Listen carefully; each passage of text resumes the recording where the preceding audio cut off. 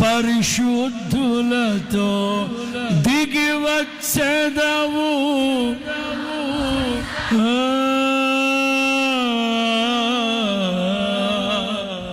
ప్రభు ముందెళ్తా ఉంటే ఆయన వెనక మనం తెల్ల గుర్రాలు వేసుకెళ్తా. బాబాయ్ ఒక్కసారి ఊహించండి.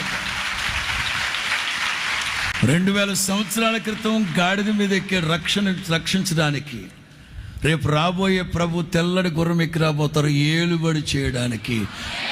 సహించిన వారమైతే మనము కూడా ఆయనతో ఏలుబడి చేయుదుము గాక. హల్లెలూయా. మేఘమండలం మీద యుద్ధం అదిగో మేఘమండలం మీద యుద్ధం జరిగింది. వాడెవరు? సర్వలోక నాశన పుత్రుడు, సర్వలోకానికి విరోధి, శత్రువుతో యుద్ధం చేసి శిలువ మరణము ద్వారా మనకు అనుగ్రహించిన జయమే నిజమైన జయము. హల్లెలూయా.